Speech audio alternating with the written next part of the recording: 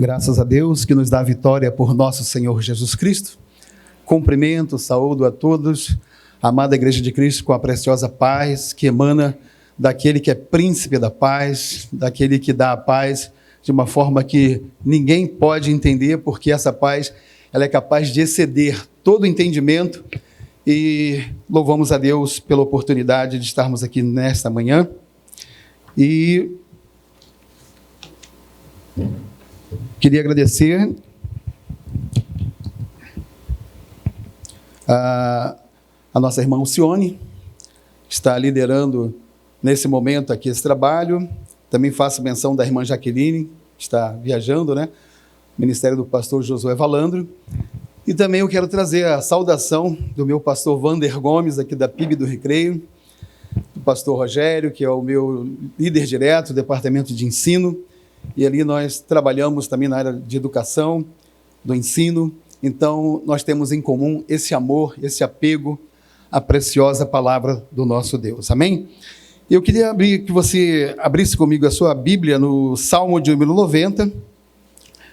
Eu vou tentar fazer com que você manuseie a Bíblia, se você puder fazê-lo, porque existem mensagens que Deus fala através do pregador de uma forma interpretativa, mas nesta manhã eu quero que você tome um susto, seja impactado pelo que você vai ler e o que você vai subentender do texto da palavra de Deus. Amém?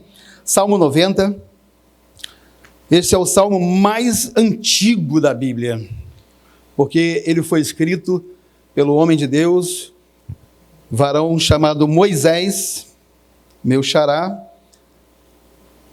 Salmo 90, versículo 12. Você achou? Então eu vou ler.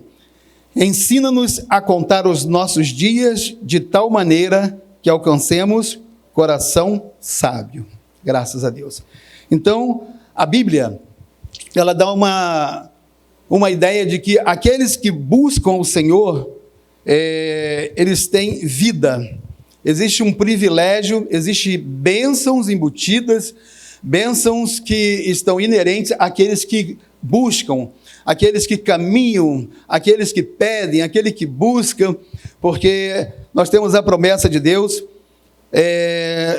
de que existe uma concessão especial de Deus para aqueles que buscam a Deus, aqueles que temem ao Senhor. E aqui o salmista ele diz que nós devemos pedir a Deus uma sabedoria capaz ou atrelada ao nosso tempo, à nossa existência, e que nós sejamos capazes de discernir o tempo, porque isso é uma virtude daqueles que são filhos de Deus. Buscai o Senhor enquanto se pode achar, invocai enquanto está perto. Isaías 55 assim afirma. Deuteronômio 30, 19, existe uma expressão linda também de Moisés: os céus e a terra tomo por testemunha contra vós, Deus falando no livro de Deuteronômio, de que eu tenho proposto a vida e a morte, a bênção e a maldição.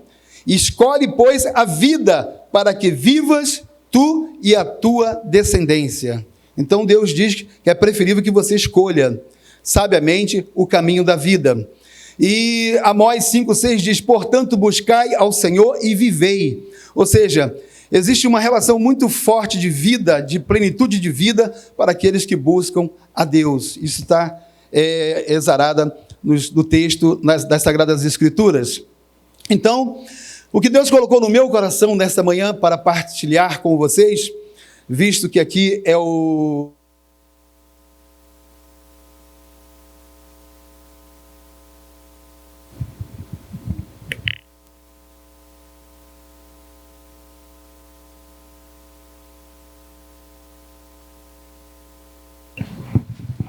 Obrigado. Graças a Deus. Então, o que Deus colocou no meu coração para partilhar aqui com o Departamento da Melhor Idade, pessoas lindas que têm experiências de vida, é algo que está também na Palavra de Deus. Quando eu meditava sobre o que falar, e a inspiração me veio, porque Deus tem falado ao meu coração. Eu estava pregando numa igreja, e Deus tomou o pastor atrás de mim e falou: Deus vai te levar para de novo de volta para a universidade. Aí eu com 44 anos, você já estudou, já se formou, e voltar para a faculdade, eu não entendi. Recebi aquela palavra e fui orar. E eu falei, Senhor, se for da tua vontade, eu quero estudar de volta numa federal. Você está com 40 e poucos anos, já não tem mais tato com assuntos de segundo grau, mas eu propus estudar os sábados. Estudei durante 8 meses e fui fazer a prova. Eu falei, se eu não passar, ano que vem eu tento de novo. Mas de cara eu passei, tirei a 3ª melhor nota da universidade, porque Deus ele tinha esse propósito. E ali eu fui para a Federal estudar o curso de letras. E ali Deus, então, começou a trabalhar e me mostrar tudo aquilo que eu perguntava ao Senhor. Por que essa mudança de pensamento, do eixo do pensamento do ser humano? Por que a verdade está se transformando em mentira e a mentira em verdade? E ali você vê tudo ali naquele curso, né? Como é que o inimigo está atuando na área da educação, como é que ele está mudando a cabeça, o pensamento dos jovens, das pessoas. E se você não tiver cuidado, você acaba aceitando coisas que a Bíblia reprova como certas e aceitando o vice-versa, o contrário. Porque ali, então, Deus me deu muito entendimento sobre o que está acontecendo no mundo. Porque existe um trabalho do inimigo em mudar a mente, o coração, o pensamento das pessoas, né? Isso tudo é voltado na teoria da desconstrução, que foi feita aí nos anos 80 por 2 filósofos, e eles não concordam com os absolutismos, porque a Bíblia diz o seguinte, o que é certo, o que não é certo é o quê? O que não é justo é o quê? Então nós temos termos que são absolutos, ou é ou não é, e eles dizem que a verdade ela não pode ter apenas 2 lados. Então eles estão apregoando o relativismo, tirando o absolutismo, né? E eu me lembro que a questão da desconstrução da família vem através dos programas de televisão, sobretudo aquilo que foi lançado, né, que é uma novela que tem mais de 15, 20 anos, chamada Malhação, onde as pessoas falam, qual é a coroa? Bênção, meu pai, não existe, né?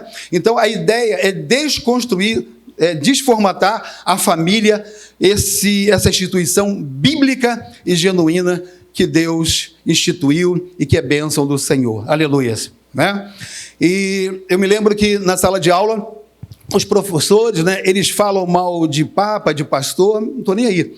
Mas quando eles falam da Bíblia, aí a gente levanta o dedinho, né? Um professor tem 2 pós-doutorados e ele estava no auditório e ele, rindo, debochando da Bíblia. Aí eu falei, como? Ele rindo, eu levantei o dedinho e aí eu fiquei com o dedinho levantado mais de 1 minuto. Até que ele visse que eu estava com o dedo levantado, enquanto os alunos olhavam para mim assim, tipo assim, ô seu trouxa, tu vai encarar o cara? Né? Eles falam assim, é semideus, né? Mas nós somos aqueles que somos defensores do Evangelho, né? E ele rindo porque dizia que a Bíblia, ela enaltece a pobreza. Eu falei, como assim, professor? Ele falou, ele não está lá? Eu falei, bom, eu já li a Bíblia algumas vezes, Gênesis e Apocalipse, e o senhor está falando que ele enaltece a pobreza? O senhor poderia me refrescar a memória? Ele falou, ele não está lá? Bem-aventurados os pobres, e kkkk. E naquele auditório cheio, eu falei, desculpa, o senhor está equivocado. Aí ele parou, e todo mundo parou, né? Eu falei, esse texto que o senhor está citando aparece primeiro em Mateus, capítulo 3, e é o primeiro ensinamento do Senhor Jesus. E ele falou assim, como assim? Eu falei, no capítulo 1 de Mateus fala da genealogia, primeiro livro do Novo Testamento. No capítulo 2 fala da fuga para o Egito. No capítulo 3, o batismo de Jesus. No capítulo 4, a tentação do deserto. E no capítulo 5, ele abre a boca, né, lá no monte, é o sermão do monte. E ele fala, bem-aventurado, a expressão que foi cunhada, né, pobre de espírito. O senhor está enganado, ela não tem nada a ver com questões econômicas. Ele assim, não? Eu falei, não, o senhor não conhece o idioma, a língua da Bíblia, o grego conhece? Não conheço. Eu falei, pois é, ele tinha falado na aula anterior que cada tradutor é um traidor, e compete, né? É certo, porque a expressão latina traditore e tradutore, ele fala que às vezes um texto de uma outra cultura, que você quer traduzir para uma outra de 2000 anos depois, às vezes você não tem uma palavra com o mesmo peso e valor correlato. Então eu falei, pois é, aqui temos um caso de má tradução, porque o padre Mato Soares, da Igreja Católica, traduziu por humilde, bem-aventurado humilde, enquanto que o padre holandês reformado João Ferreira de Almeida, evangélico, que traduziu, ele o fez com a expressão idiomática que na época fazia sentido, pobre de espírito, mas hoje essa expressão não tem mais sentido, porque as pessoas falam o inverso, né? Essa pessoa aí, cruz credo, ela é pobre de espírito, como se fosse o contrário. Mas eu falei, então, Jesus, nossa sociedade tem rico e tem pobre. Rico é o que tem muito e pobre é o que tem pouco. E pobre no grego koiné é penei. Jesus não usou penei, ele usou pitocho. Você sabe o que é pitocho no grego? Ele não. Eu falei, significa mendigo, literalmente mendigo. Então, eu falei, como é que você traduziria bem-aventurado mendigo? Então, cria-se aí uma substituição, não é isso? Então, e outra coisa, a gente estava estudando naquele momento, no meu curso de letras, processo de formação de palavras. Vocês lembram, né? Por aglutinação, perde-se letras. Perna alta vira pernalta, plano alto vira planalto, aguardente perde uma letra. E por justa posição, guarda-roupa, girassol, guarda-chuva não perde letra. E eu falei, no grego também, no processo de construção da palavra, a palavra pitós, que é entendido como mendigo, ela significa literalmente o que cobre. Aí eu falei, você sabe por que o mendigo é chamado de o que cobre? No tempo da Bíblia, ou na época de Jesus, ele não. Porque naquela época, quem dava autonomia para alguém ser pedinte, mendicante, o mendigo, era o Estado de Roma. Então era Pôncio Pilatos que dava. E o que ele dava para a pessoa? Uma capa. Então quem é que tem capa na Bíblia? Quem não podia trabalhar? É o cego Bartimeu, é o coxo. Por isso que Pedro fala para ele, ei, tira essa capa, olha para nós. É como se ele estivesse falando, né? Ou seja, então eu falei, olha só o que acontece com essa passagem. É Jesus falando o seguinte, bem-aventurado o homem que, olhando para si mesmo, ele não tem autossuficiência nenhuma, ele se considera o mais miserável dos homens, cobre o seu rosto de vergonha e estende a mão para fora para depender da misericórdia alheia. Então eu falei para ele, então o que Deus está falando aqui é que bem-aventurado aquele que não é arrogante, que não é petulante, que não é soberbo, porque o primeiro ensinamento para se conhecer, ascender a Deus, é a humildade, é você reconhecer que somente Deus é o Senhor e que fora dele, além dele, não existe outro nem ninguém. Então, aí ele ficou assim, né? Ficou sem graça. Você conhece as línguas da Bíblia? Eu falei, sim, eu manuseio grego, hebraico, aramaico, há mais de 25 anos como professor de faculdade bíblica. Tá, vamos começar nossa aula. Aí começou, e quando terminou, a aprovação minha foi maior, porque os alunos todos vieram dar tapa na minha cabeça. Cara, você calou a boca do Paulo. Eu falei, para. O pessoal ficou assim, não aceito essa manifestação. Eu honro o pastor, o professor, eu citei o nome aqui, eu gosto dele, eu só mostrei para ele que ele foi preconceituoso, eu não tenho nada contra ele, gosto muito dele, sair, né? Porque a honra é do Senhor, a honra não é nossa, glória a Deus. Então, amados, nós temos um Deus que ele espera de nós o sentimento correto de adoração, porque quando nós estamos na presença do Senhor, nós somos o pitocho, nós nos derramamos, porque reconhecemos que em nós não tem nada de bem, não temos bem algum, e que toda bênção, toda graça que recebemos vem da parte do Senhor. E meditando na mensagem que Deus colocou no meu coração, Deus me fez ver o perigo da terceira geração. Então, o perigo da terceira geração. Vocês vão lembrar que em toda a Bíblia tem esse processo de terceira geração. Nós temos Moisés, varão reto, perfeito na casa de Deus. Nós temos Josué, e Moisés é aquele que fala para nós, ensina-nos a contar os nossos dias. Josué, que o substituiu, ele fala, olha só, eu e a minha casa tomamos uma decisão, vocês eu não sei, mas eu e a minha casa serviremos ao Senhor. Aleluia. Não serviremos aos deuses dessa terra que nós entramos. E a terceira geração, ela já começa aqui, eu estou lendo aqui já com vocês o livro de Juízes, rapidamente, só para que vocês possam tomar conhecimento, ou relembrar, conforme Depois de Josué tem o livro de Juízes. No capítulo 2, a partir do versículo 16, diz assim, ó. E levantou o Senhor... 2,16. Juízes 2,16. Não, é 2,8, perdão. 2,8. Vou ler o 7. Que diz assim, a infidelidade dos israelitas depois da morte de Josué. E serviu o povo ao Senhor todos os dias de Josué e todos os dias dos anciãos que prolongaram os seus dias. Depois de Josué, viram toda aquela grande obra do Senhor, a qual lhe fizeram em Israel. Faleceu, porém, Josué, filho de Num, servo do Senhor, da idade de 110 anos, e sepultaram no termo de sua herdade em Timate-Herés, no Monte Efraim, no norte do Monte de Gaás. E foi também congregada toda aquela geração a seus pais. Ou seja, não só Josué morreu, como toda aquela geração.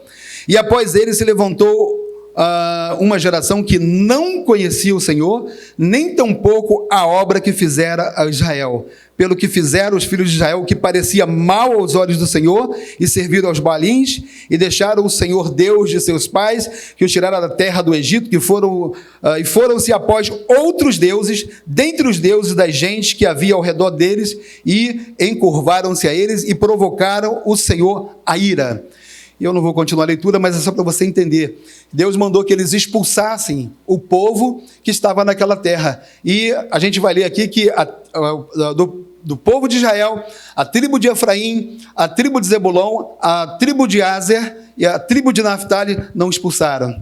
Então, quando Deus fala para você se apartar de alguma coisa e você não faz, aquilo pode te destruir. É a separação que nós temos como povo de Deus, é um ciúme que Deus provoca, né, que nós provocamos em Deus, porque nós somos templos do Senhor, não é isso? Deus habita em nós. Eu estou lecionando o livro de Atos dos Apóstolos e mostrando, né, a classe está chorando, está avivada, por quê? Porque nós estamos vivenciando o tempo do refrigério que aquela igreja experimentou pela presença daquele Deus vivo e ressurreto, que eles descobriram que ele não estava morto e apareceu para eles em várias oportunidades, e por isso que aquela igreja tinha a capacidade, quando foi revestida do Espírito Santo, porque antes era Deus, Emanuel, no título, né? Jesus morreu, mas ele estava limitado ao corpo, e ele falou, eu preciso ir para que o outro Consolador venha. Então, uma vez que o Espírito Santo foi derramado, hoje você tem dentro de você a habitação de Deus, e aonde você vai, nós temos o testemunho. Irmãos, eu tenho vários testemunhos, eu perderia tempo aqui dando. Eu fui visitar o cemitério de Irajá, entrando no cemitério, eu com um grupo entrando, e aquele grupo de pessoas de branco, né, tentando sair, e quando eles olharam para a gente, todo mundo botou a mão na cabeça assim, e encostaram assim na parede do túmulo de cá e de lá. Ficou umas 8 ou 9 pessoas do lado de cá, umas 10 do lado de cá, eles não conseguiam olhar para nós. Aí o pessoal, o que está vendo? Aí o discernimento, né? E eu falei, isso é para que vocês vejam que a Bíblia diz que maior é o que está em nós do que o que está com ele, aleluia. E eles não olharam para o meu rosto. E eu falei, desafio, eles não podem olhar para nós. Por quê? Porque em nós brilha a glória do Senhor no nosso rosto, aleluia. E nós passamos, e um dos rapazes que não era crente ali, ele se converteu depois, porque ele nunca tinha visto aquilo. Por quê? Porque Deus dá testemunho de onde você passa, Deus é como você. Louvado seja o nome do Senhor. E Israel, ele fez isso, essa terceira geração. Eles ignoraram, desprezaram o conhecimento, o legado da geração anterior. Isso é muito triste, porque talvez vocês aqui possam vivenciar filhos e netos que não querem mais buscar ao Senhor, porque esse mundo ele tem um caminho diferente, e quando eles começam a trilhar o caminho deste mundo, eles não buscam mais a Deus, e o coração deles se desviam, não é isso? Eu sei que muitos aqui oram, e Deus, ele é poderoso para fazer retornar, porque ele é o pastor que ama as suas ovelhas. Então, era uma geração frouxa, e Deus, ele fala, né, que no céu só herdará o reino de Deus aqueles que não são tímidos, não são fracos, porque Deus não nos deu o espírito de fraqueza nem de timidez, mas nos deu o espírito de quê? De poder, de amor e de moderação, aleluias. Então, saiba que você é aquilo que Deus diz que você é. Glória a Deus.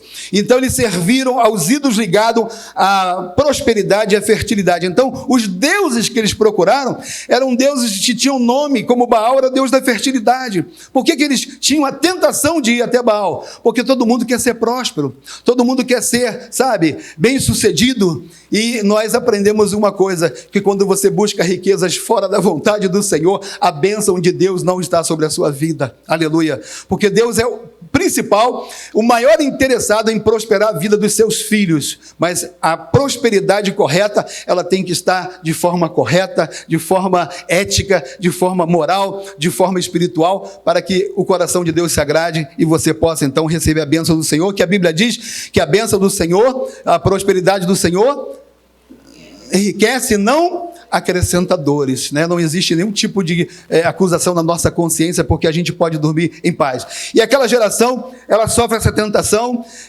se volta para as bênçãos, comparando. Temos uma geração que quer as bênçãos, mas não quer o abençoador. Não é isso? Eles querem as mãos de Deus, mas não querem a face do Senhor.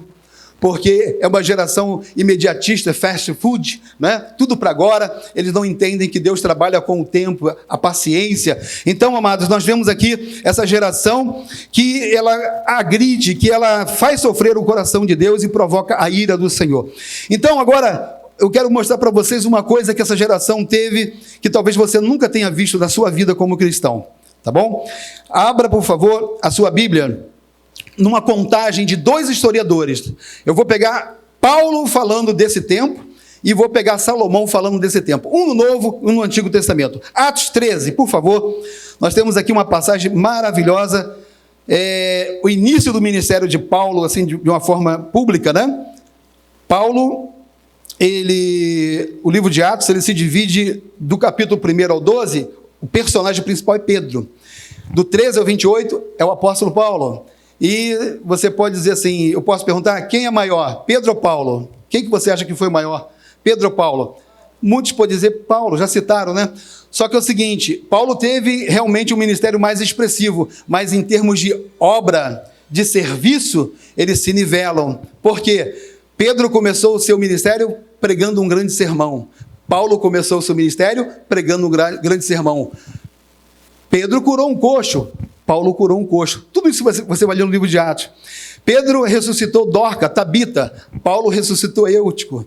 Pelas mãos de Pedro, eles foram cheios do Espírito Santo. Paulo também, das suas viagens missionárias, pela sua mão, eles foram cheios do Espírito Santo. Teve um encantador na vida de Pedro, teve outro encantador na vida de Paulo. Você vai ver que o que um fez, o outro também fez. E no final, eles morreram por causa da sua fé. Então, se você pegar obra por obra, não importa se você não tem diploma.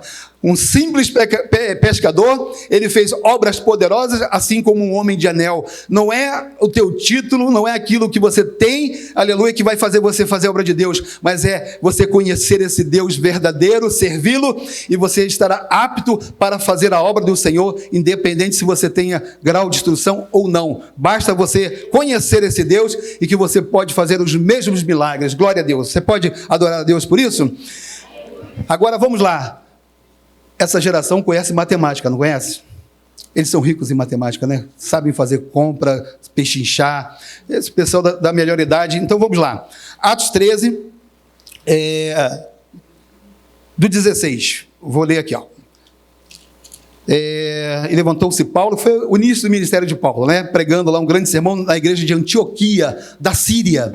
Depois da outra perseguição, eles vão para Ásia Menor, da Antioquia, da Pisídia, outro lugar. Mas nesse momento, a igreja sai de Jerusalém e Deus coloca o centro ali, porque às vezes a perseguição que você sofre, e Deus te leva para qualquer lugar, não necessariamente seja uma coisa ruim, mas Deus, ele se movimenta ao nosso favor, para cumprir a sua vontade, às vezes também através de perseguições, como nós vemos aqui. E Paulo diz, levantando a mão, ele pediu silêncio e disse com a mão: varões israelitas, os que temeis a Deus, ouvi, o Deus desse povo de Israel escolheu os nossos pais, exaltou o povo, sendo ele estrangeiro na terra do Egito, com um braço poderoso o tirou dela, e suportou seus costumes no deserto pelo espaço de Como judeu, Paulo fala quase, porque ele fala 40 açoites menos uma, porque existe uma punição para quem errar na contagem. Mas tenha certeza, 400 por quase 40 anos. Então nós sabemos que foi 40 anos, tá bom? Então soma comigo aí. E destruiu a parte nações da terra de Canaã e deu-lhes por sorte a terra deles, e depois disso, por quase 450 anos, lhe deu juízo até o profeta Samuel. Então soma comigo, 40 mais 450. Quantos anos tem? Como? Obrigado. 400 e? Eu tenho que ter um número só. 490. Obrigado. Vamos lá. E depois pediram um rei, e Deus lhe deu por 40 anos Saul. Então, quanto é que estava aí? 400 e? Com mais 40 agora dá quanto? Muito bem, 530. E depois foi tirado e levantou como rei Davi. Davi reinou quantos anos de Israel? Também 40. Então essa soma dá 570 anos. Correto? Estão comigo na conta? 570 anos. Paulo pregando, expondo a história, por quê? Ele conta desde a saída do Egito. O que significa isso? A vida do povo judeu, a contagem começa depois que sai do Egito. A minha vida e a sua espiritual, ela passa a contar quando nós saímos do Egito, que simboliza o mundo, amém? Então, isso é muito rico para nós. Você pode ter, 50, 60, 70 anos, mas você pode ter 20 anos na fé e você está um jovem vigoroso, aleluia, porque a nossa vida espiritual, ela conta a partir de quando nós saímos do mundo. Agora, abra em 1 Reis, por favor. 1 Reis. Você achou? Capítulo 6.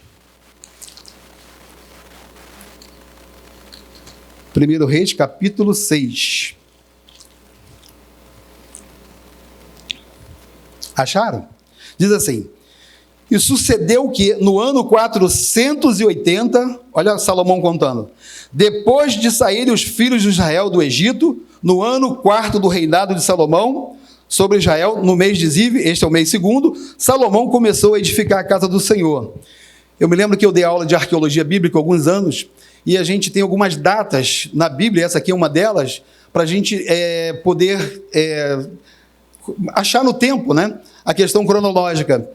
E aqui ele diz que está no ano 480, da saída dos filhos de Israel do Egito, e aqui está no início, né, no mês de Ziv, esse é o mês segundo, e Salomão começou a reinar. Então, ele está aqui no início do 3º ano, né?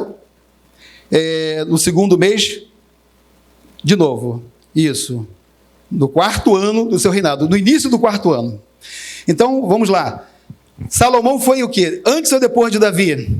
Foi depois, porque ele sucedeu, né, a Davi. Então, ele está, diz aqui na contagem dele, 480. Então, como ele está no início do 4º ano, no segundo mês, eu vou tirar 3 anos para a gente chegar na contagem de Paulo, que foi até Davi, tá bom? Então, 480 menos 3 anos dá quanto? 477. Então, a partir de agora, nós temos o mesmo ponto onde Paulo, ele falou lá na contagem dele, 570 anos, mas na de Salomão, está dando 477 anos. Talvez você está falando, o que esse pregador está querendo dizer? Vamos fazer a conta? 570 menos 477, quantos anos aí tem de perdidos ou que não estão contados, que estão sumidos? Dá quantos? Você pode me ajudar? 93 anos. 570 menos 477, 93 anos. Aí eu pergunto, cadê esses 93 anos? Existe erro na Bíblia? Se você acha que não tem, então isso é muito sério. Agora, vamos descobrir aonde que estão esses 93 anos? Abra comigo o livro de Juízes novamente. Lembra da terceira geração que não busca Deus, que não faz a vontade de Deus? Abra comigo de novo aí em Juízes, capítulo 3, por favor. Por isso que eu falei para você manusear a sua Bíblia, para você ser impactado com o que você vai ler agora. Juízes 3, versículo 7 e 8 diz assim, ó.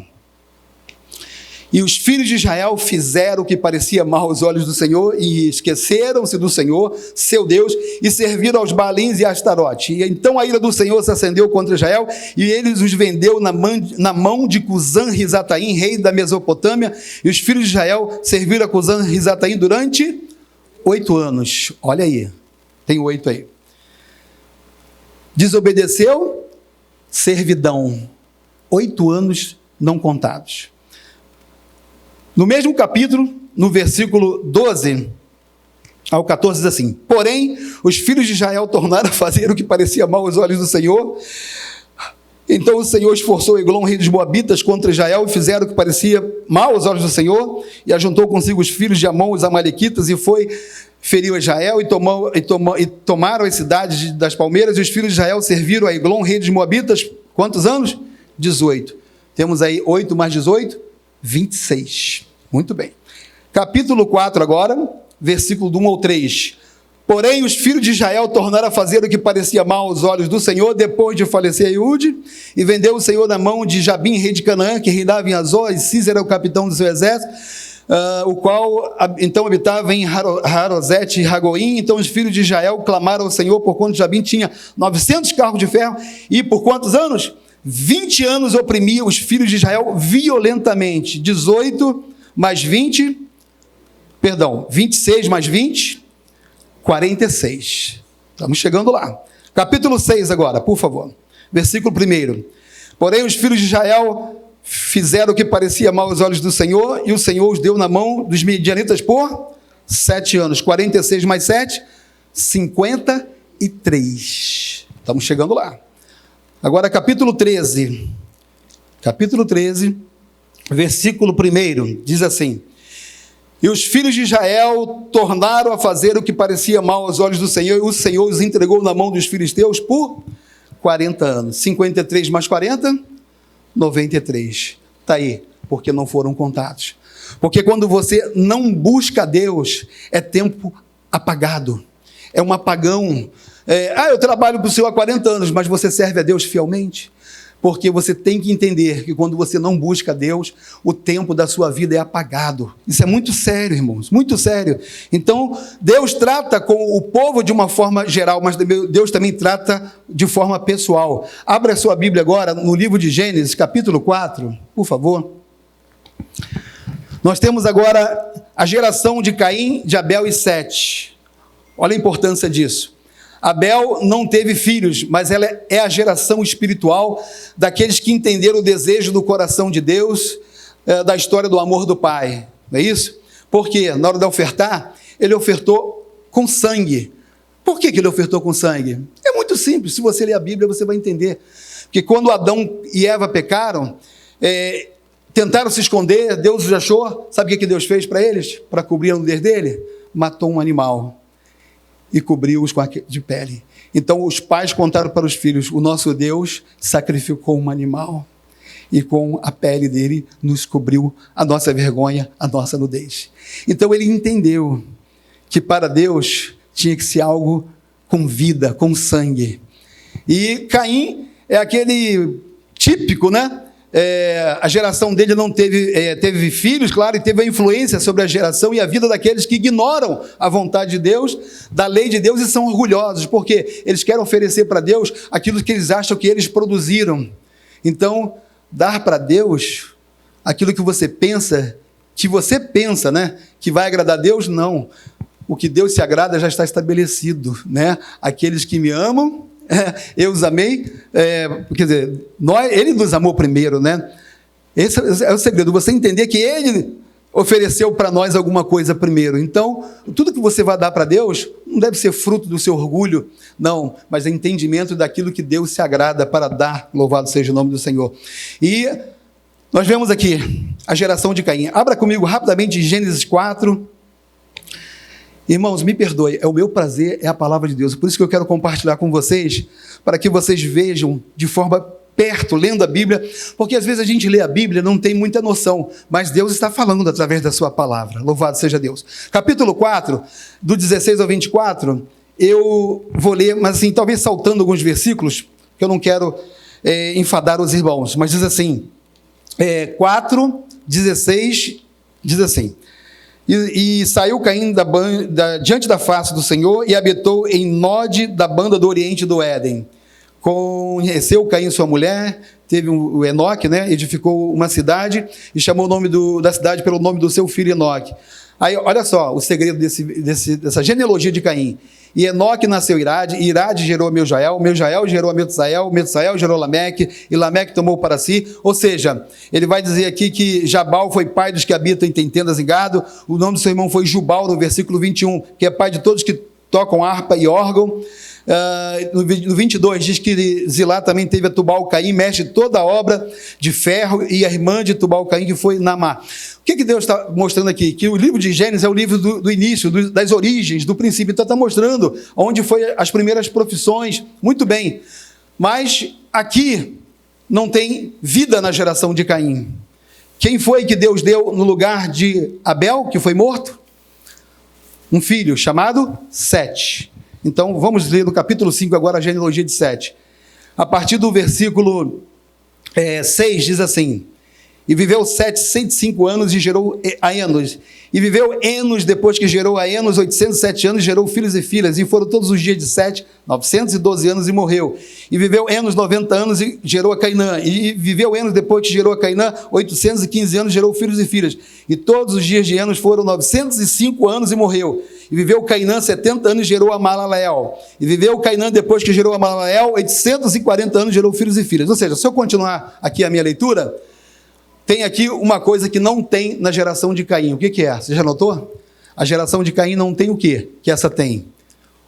Cômputo de anos e de vida. Aquele que se insurge, que volta as costas para Deus, não tem vida na geração dele. É apagada. Na geração de Sete tem por quê? Olha o segredo, no capítulo 4, versículo 26. Isso é muito profundo. Diz assim: E a Sete, capítulo 4, versículo 26, o último versículo do capítulo 4. E a Sete mesmo também nasceu um filho e chamou o seu nome de Enos. Olha o segredo. Então se começou a invocar o nome do Senhor. Aleluia.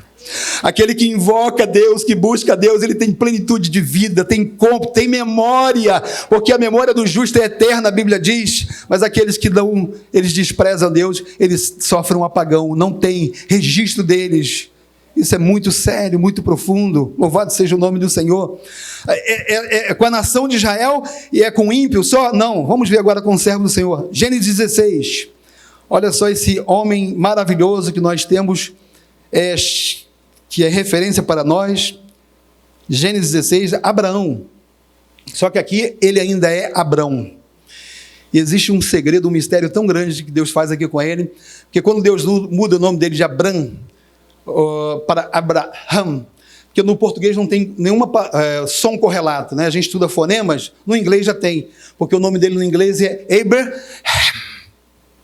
Deus coloca uma palavra inspirada aí no nome de Abrão, para Abraão, que tem um sopro. Então Deus coloca o espírito dele já no nome de Abraão. A aliança que Deus faz com você é o espírito dele que habita na sua vida, aleluias. Então de pai, né, exaltado, ele passa agora para pai de multidões. Então, capítulo 16, esse homem que é segundo o coração de Deus, que é amigo de Deus, capítulo 16, versículo 16, último versículo diz assim, e era Abrão da idade de 86 anos, decorou? 86 anos quando Agar deu Ismael a Abraão. Aí eu pergunto, o projeto de Deus era Agar? Era Ismael? Claro que não. O próximo versículo, que já é 17:1, diz assim, 17:1, sendo, pois, Abrão da idade de 99 anos, apareceu o Senhor Abrão e disse, eu sou o Deus Todo-Poderoso, anda na minha presença e ser perfeito. No versículo anterior tinha 86, agora ele tinha 99. 99 menos 86, 13 anos. Cadê os 13 anos apagados, sumidos da vida de Abraão? Deus deu um apagão. Por quê? Porque Deus mandou para ele esperar, que a promessa seria com a esposa dele, com Sara. E eles se precipitaram. E aqui tem uma mensagem muito poderosa, porque Deus fala para ele, opa, eu sou o Deus Todo-Poderoso, eu não esqueci de você não, mas anda na minha presença e ser perfeito. Que perfeição é essa que Deus está cobrando? Tiago vai falar, a paciência, ela te torna um crente perfeito. A paciência, ela é uma obra que Deus quer ver na vida de cada um dos seus filhos, para que nós possamos aprender a depender, a esperar o tempo de Deus na sua vida. Louvado seja o nome do Senhor, não é isso? Ele fala, Tiago fala lá, não é isso? Meus irmãos, tende grande gozo quando cai de várias tentação, sabendo que a prova da vossa fé opera a paciência. Então ele vai falar muito sobre isso no capítulo 1 e versículo 8 em diante. Então, por isso que eu falo que a melhor idade, vocês não são simplesmente idosos, porque idoso é eufemismo de velho, mas Deus quer que essa geração, esse grupo, ele seja idôneo. Glória a Deus. Qual é a diferença? É que ser idôneo significa ser apto, capaz, adequado, competente, maduro. Então Deus nos chama para ser maduros, não é isso? Para que o exemplo de vocês, a obra de vocês, possam refletir nos netos, nos filhos, e Deus possa ser glorificado na vida de vocês. Aleluia. Mais um exemplo rapidamente, estaremos caminhando já. Êxodo 6, você consegue abrir? Êxodo 6. Diz assim, 6,14. Estas são as cabeças da casa de seu pai, os filhos de Ruben, o primogênito de Israel, Enoque, Palu, Erzom, Carmias, são as famílias de Ruben.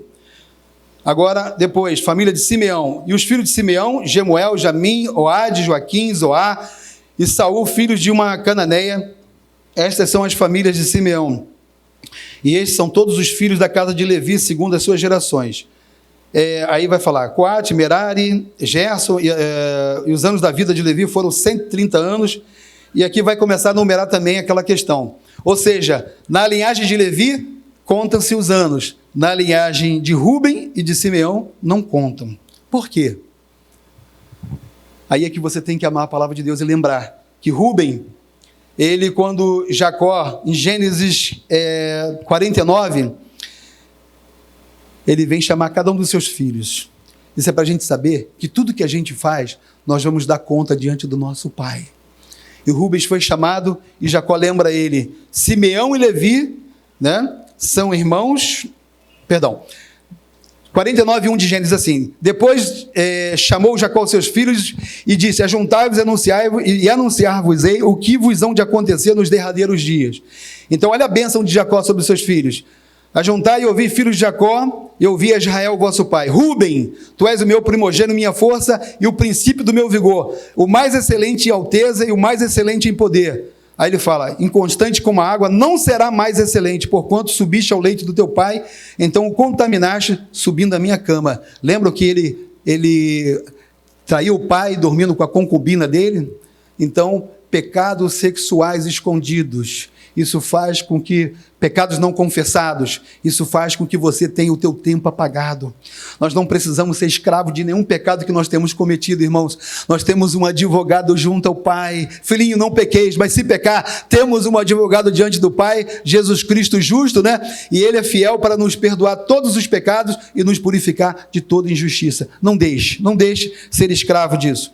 E Simeão, ele foi aquele crime de violência, porque junto com Levi, lembra que ele pegou aqueles homens que pegaram a irmã dele, né? Que eles não aceitaram, os siquemitas, eles cortaram, já reatearam, como diz a palavra do Senhor, cortaram as pernas dos cavalos, dos animais, violência, não é isso? Ódio contra os nossos irmãos. E a Bíblia vai dizer o quê? Qualquer que odeie o seu irmão é homicida. E vós sabeis que nenhum homicida terá a vida eterna permanecendo nele. Então, aí você vê Simeão tendo esse problema, também foi achado o pecado dele. E que você possa entender que quando você tem ódio contra alguém, está no mesmo nível de ser um homicida e um assassino. Muito bem, e Levi, ele é contado por quê? Porque já Levi, ele se arrependeu. Porque quando Arão, houve aquela divisão do povo adorando o bezerro de ouro, que Deus chamou Arão, e Levi se colocou ao seu lado. Então, ele tomou uma postura. Então, quando você toma uma postura de estar ao lado do Senhor, de não mais ceder a essas questões errôneas, Deus, ele prospera e abençoa a vida dos seus filhos. Então, como reverter essa transgressão de pecados, né? Contra a verdadeira sabedoria e afastamentos do caminho do Senhor. Sobretudo, o que nós falamos aqui da terceira geração. Como é que você pode reverter isso? Então, nós vamos lá agora. Deus tem a forma correta de tratar com os perigos da terceira geração. Já falamos que tem Moisés, tem Josué e tem a geração de juízes, não é isso? Que não tem intimidade com Deus, não conhecia o Senhor. Então nós vemos uma geração hoje, da igreja moderna, atual, uma igreja que tem ainda algumas pessoas que têm experiência com Deus, que conhece a Deus, que teme o Senhor, mas nós temos no nosso meio uma geração do oba-oba, uma geração, sabe, que quer servir a Deus de qualquer forma, e eles não conhecem a Deus. Então esse é o perigo. E temos também outro formato de terceira geração, profeta Elias, profeta do fogo, homem que andou com Deus e Deus para si o tomou, o arrebatou, está lá, junto de Deus, porque vai ser uma das duas testemunhas que virá, e está bem próximo isso. E temos Eliseu, o profeta que entendeu a lógica de Deus, porque o Espírito Santo naquela época era dado por medidas. Então, a porção que Moisés recebeu, a Bíblia diz que saiu dele, foram para 70 pessoas e elas profetizaram. Então, era uma porção gigantesca, né? E Eliseu entendeu, Elias falou, o que você quer? Se você me vir subir, você vai receber. Então, ele não arredou o pé até que Elias foi tomado e ele viu, e a capa de Elias veio para ele, e ele recebeu o que ele pediu? Porção dobrada do espírito de Elias. E você vai ver que Elias fez 7 milagres. Eliseu fez quanto? Se você olhar, ele fez 13. Mas lá em 2 Crônicas, em 2 Reis, vemos que quando os moabitas entraram lá em Israel, que eles estavam enterrando uma pessoa, que viu que não dava tempo, jogaram a pessoa dentro da cova de Eliseu. E o 14º milagre aconteceu. Ou seja, ele fez literalmente o dobro de milagres que Elias fez. Então, é interessante. Mas aí tem a terceira geração, que não conhece a Deus, Geazi. É um jovem que é interesseiro, ele quer bênçãos materiais, ele quer riquezas, de uma forma que Deus não aprova. Então, o que acontece? Ele fica o quê? Leproso. E lepra é símbolo do pecado. A gente vai ver isso que no Antigo Testamento as pessoas falam de 3 unções, que está certo, porque Davi ele foi ungido, né? A questão de Samuel também, que era rei, sacerdote e profeta. Jesus, ele é o profeta que veio, não é isso? Poderoso em obras, ele é o rei que virá, mas ele é o sacerdote em ação, 3 unções. Mas o Antigo Testamento fala de 4 unções: rei, sacerdote, profeta e leproso. Só que essa unção do leproso não acontece no Antigo Testamento, porque a lepra é símbolo do pecado, ela não tem cura, e Deus bate o martelo, o leproso é amaldiçoado. Quem peca, a alma que pecar, essa morrerá, é atrelada ao pecado, a lepra. Por isso que Jesus, quando ele cura o leproso, eu acho maravilhoso, né? Irmãos, entendam o que Jesus fez ali. Ele cura o leproso e fala assim no ouvido dele: vá ao sacerdote e dê a ele a oferta que a lei manda você dar. Espera aí, irmãos. Nunca ninguém em Israel foi curado de lepra. Ninguém. Pelo menos para apresentar a oferta ao Senhor. Nós temos a Miriam, que foi leprosa, ficou 7 dias fora do arraial, depois foi curada e voltou. Temos o sacerdote não estava de pé ainda, então o ofício sacerdotal não recebeu oferta por cura de lepra. Tem um homem chamado Naamã, que era sírio, ele vem, resiste para descer, né? Se humilhar, que isso?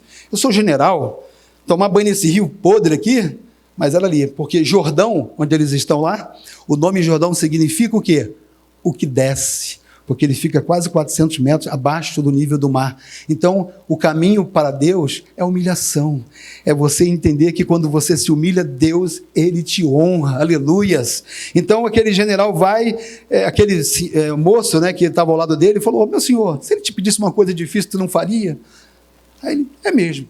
Foi lá e mergulhou 1, 2, 3, 4, 5, 6, mas na 7ª ele saiu de lá curado, aleluias. Não é isso?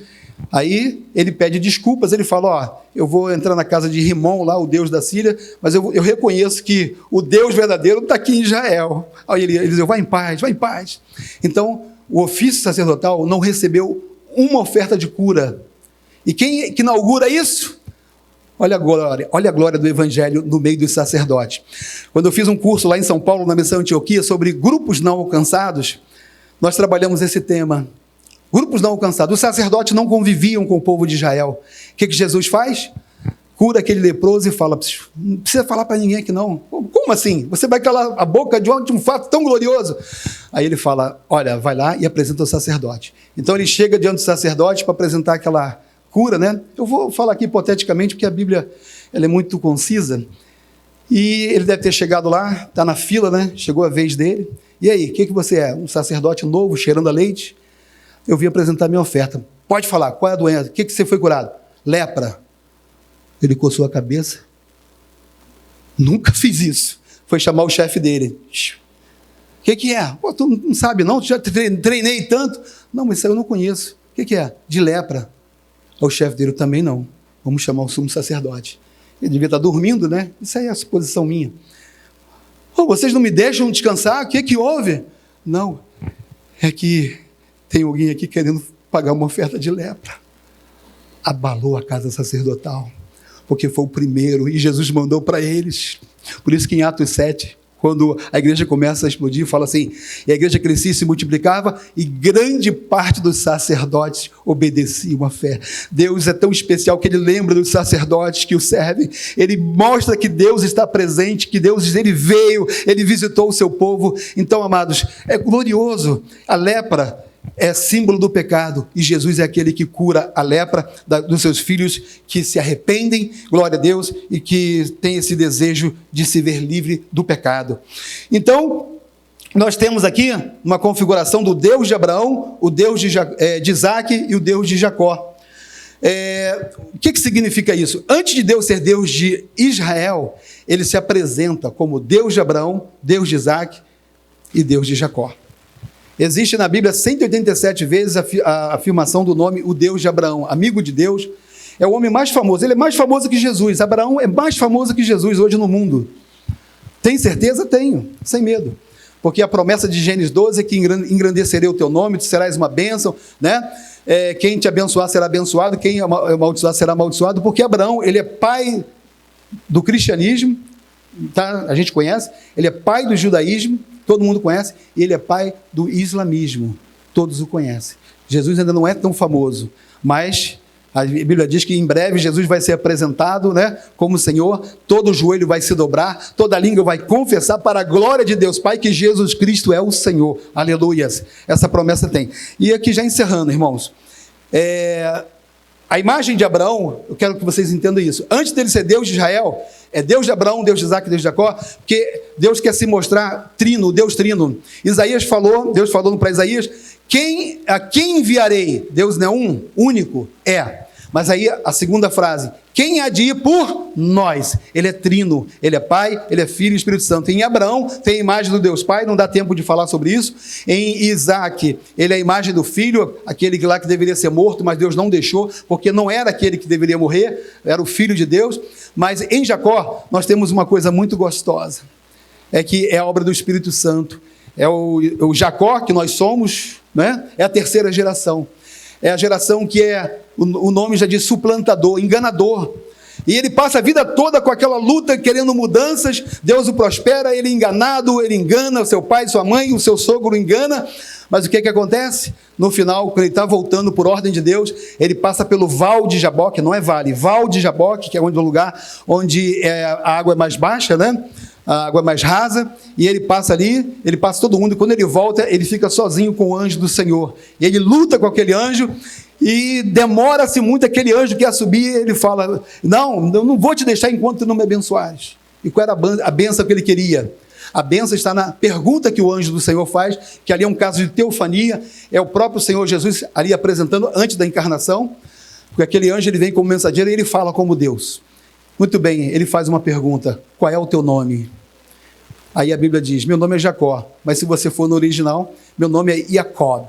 Jacob literalmente significa suplantador, enganador. Ou seja, Deus, ele só muda a história daqueles que têm coragem de confessar para Deus quem você é. Essa é a obra do Espírito Santo com a terceira geração. Jacó teve que confessar, eu sou essa coisa ruim, meu nome é enganador. E ao confessar isso, Deus, tudo bem, tu não mais será essa história triste, esse nome horrível, porque agora eu mudo a tua história. Mas por que ele mudou? Porque ele teve coragem de confessar.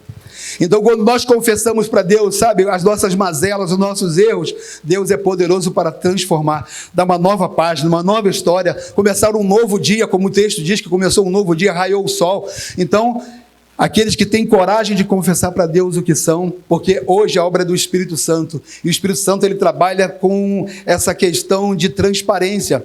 Vocês lembram que lá em Mateus 7, 22, 23 diz assim: muitos me dirão naquele dia: Senhor, no teu nome nós profetizamos, expulsamos demônio, não realizamos milagres? E Jesus diz claramente no capítulo 7, versículo 22 e 23: nunca vos conheci, apartai-vos de mim, vós que praticais a iniquidade. Então, por que eles, fazendo a obra de Deus, eles são assim rejeitados pelo Senhor Jesus? É porque obra, serviço, não leva ninguém para o céu, mas a inteireza de coração. Irmãos, não briga por cargo, não briga por nada não, queira ser só íntegro para Deus, porque quem é íntegro, está lá no meio das ovelhas, abandonado pelos seus irmãos, Deus vai lá e chama, porque aonde tem um coração íntegro, aonde tem uma pessoa que quer servir a Deus de coração, Deus ele vai o honrar, ele vai o exaltar, louvado seja o nome do Senhor. Então, o profeta Joel, terminando aqui a minha mensagem, ele vai dizer, ele profetizou sobre a vinda do Espírito Santo. Nós vivemos hoje a era do Espírito Santo, não é isso?